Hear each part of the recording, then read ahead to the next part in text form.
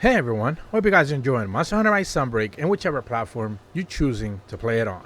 And today we're going to be going over something that I think is pretty cool, and that is pretty much the redemption of Volcana, the Elder Dragon that has gotten so much hate for whatever reason since it was announced back in World. I believe it was a Iceborne World monster, and it just really has received a lot of hate. But I think this specific version of Volcana that we have seen now being dropped into Sunbreak is something that players should be very happy about.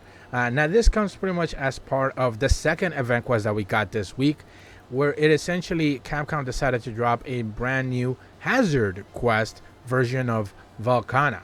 So as I tell you guys each and every single week, for those who are new to the channel but don't necessarily know how to get their hands on any downloadable content, all you need to do is make your way down to the Steelworks or in Elgato, go all the way down to the add-ons options and claim anything that's labeled in white. Usually those event quests are pretty much going to be littered there, or any sort of downloadable item packs. And one of those event quests you're going to be able to get on Steam and PC Steam as of right now is the Hazard Slaying event quest called Winter Warning versus Volcana in the Forlorn Arena. Now remember, as I tell you guys, quick reminder, Hazard quests are pretty much the highest difficulty quest for a monster that has brand new moves.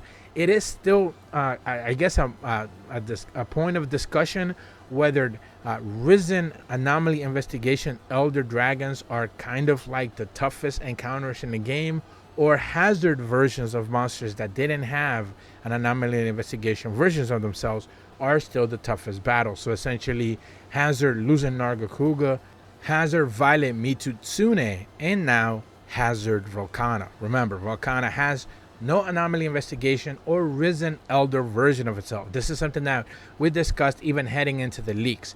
Capcom was working with essentially trying to make a Anomaly Investigation or Risen Elder version of Volcana, but for whatever reason they decided to remove it. This was beginning to show up in the data files I believe heading into the 4th free title update. By the 5th free title update, it was removed. By the bonus update, we pretty much expected it to happen, and it never did, because it had been completely removed and just they never did anything. So the point of contention was, why was Volcana pretty much left as just a normal Elder Dragon? Never got a Anomaly Investigation version of itself, overpowered by the Curios, and then never got a Risen version. It should, since it's an Elder Dragon. So there was a lot of discussion points as to why Volcana was left alone, and I guess the talking points could probably end now, because this Hazard version is probably peak Volcana for me personally. Now, I don't have a lot of experience with it in World or the toughest difficulty version that was available in Iceborne, for that matter. I didn't really play that game all that long, so past end game all that much once all the content pretty much completed. But of course, here in Rise and Sunbreak, I have been covering all the content, and especially playing it myself. And this version of Volcana, specifically the fight itself, the way it develops, I am a big fan of. So one of the things you're going to notice in the fight itself is that it's constantly enraged. So when it's enraged, that is essentially when it has ice all over its body. The little squirmy, darker purple version of itself is kind of like the non-ice covered version of it, so it's just kind of like doing normal things, limited attacks. But once it essentially covers itself in ice, one of the things you're going to notice is that of course it becomes more menacing. One of the typical attacks that it loves to do is jump up in the air and do tail spikes, so it will poke directly at the hunter right in front of it, maybe once or twice usually. One of the things you're going to notice here is that it does a triple poke. So it does triple poke. It kind of like sets itself up a little bit, and it does 3 specific pokes. Another thing that it does is that it kind of hovers in the air a little bit, then it does a poke, then it does kind of like a rise up ice attack kind of a thing. So it combos 2 specific separate attacks, but this time around it just kind of like combos them all together, and it will do that continually. Another one of the things that it loves to do specifically in this Hazard version is kind of do the double beam attack. So we'll do the one beam straight forward, then it stops, it readjusts, and then it like does another straight up beam straight across. So whomever's standing still in the front usually is gonna take probably 85 to 95% of their health, probably end up getting KO'd, especially if you have lower health. So I did, I believe I was probably at 75% health or so in one of the engagements. And I did this quest 3 times so far by the time of this video going live. And I got caught up in the middle, and next thing I know, bam, I died. It also does a big sweeping kind of like cone ice version of that same attack as well, which is going to do probably a little bit more damage as well. Now, one of the things that I will say is that the normal ice attacks that it does, those kind of like snow wave kind of attacks, it puts pillars of ice or it drops ice on the floor, or it does those like ice blooms. So essentially you see darker blue like icicles pop up from the ground up. They begin to glow a little bit. They begin to like get bigger, and then they burst. Those attacks are more powerful than they usually have been if they connect, but most players will most likely make space away from it, so you're not really ever going to be endangered. Now, one of the things that it does do is that it basically has 2 finishers. It'll essentially do the big beam attack directly forward, facing it directly forward. Then it'll jump up in the air. It'll begin to like every hunter will kind of like be like, watch out, warning or whatever. It'll then begin to power up, and then it does like a big ice bomb in the middle of the field. It usually doesn't, I don't think it seems to be targeted specifically to one person. I think it just kind of directs it right in front of it in the ground, because it is hovering forward. And then it lands on the floor, it roars, and then it does a big second wave of attacks. So like those darker icicles that will burst eventually, it will do a second version of those. It continually readjusts when it does that, but it is one of those things where like it's just at the end of the day, it kind of does 2 finishers back to back. So if you do get comboed for whatever reason, chances are you're not going to enjoy what it's ready to do right after.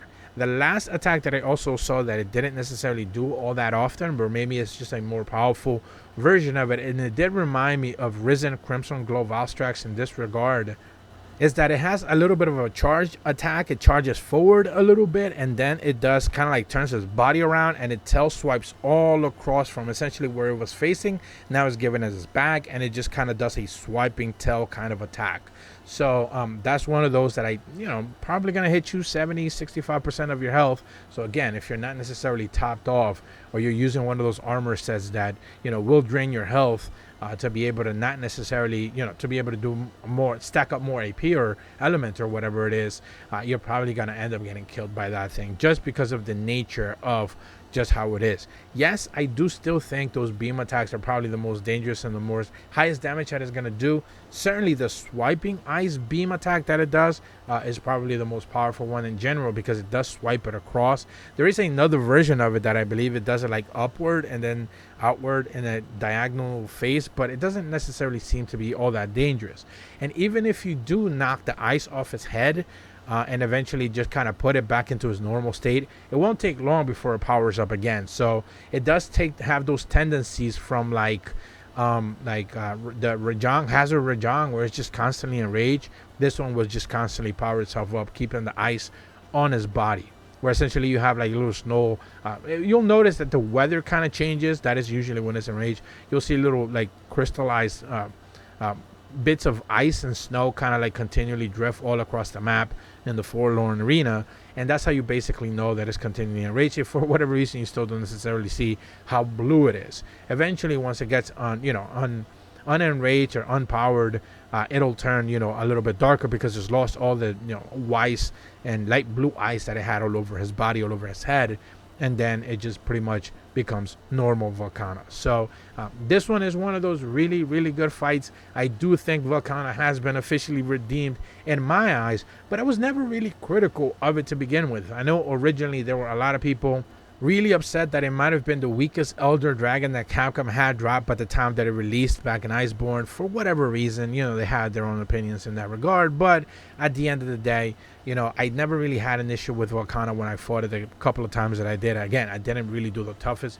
version of it, but back in Iceborne, but it was always a fun fight when we did it. And this time around, I do think this is the best version of it. On top of that, I will mention, I did try to bring like a paralyzing Palico. I don't think it ever got paralyzed once. I did see that another player had a paralyzing Palico as well. It didn't paralyze with it, paralyzed once with 2 paralyzed particle, so essentially it cannot be paralyzed as far as I can tell. And also I noticed that, well, you can put it to sleep. There's a sleeping frog there, so I did drop one of those down. You can put it to sleep, so it does have some limitations to resistances. So of course it has higher resistances than normally. And another thing I do want to quickly mention is that it does have higher health. So the health is relatively way higher than probably any other hazard quest monster we have seen so far. I think both times that I did it pretty much the easiest, cleanest version. One of them was not necessarily so clean. 2 people died. The other 2, we only had 1 person die, but it was 2 clean runs. I'll say one, the other one was not necessarily so clean. Even the 2 times that I'll say that we had a clean run, basically it took over 10 minutes to be able to kill it, which for, again, master rank monsters in Sunbreak, 10 minutes is kind of a lot. And this thing pretty much stood up for a lengthy amount of times. Now, of course, maybe the team composition or whatever was not necessarily the greatest, but I'll try to do a couple more, see if I can report on this at a later date. But I did find this quest to be quite enjoyable. It certainly feels relentless. It continues to keep attacking. It doesn't stop, and it continually keeps itself powered up, and it was a fun fight for sure. Probably the best version of Volcana for me personally available in any Monster Hunter game. But that's about all the information that I have for you guys today and my opinions on this brand new event quest. If you're brand new to my channel, be sure to leave a like and subscribe. Hit the bell to receive notifications when the videos go up. And as always, thank you so much for watching. See ya.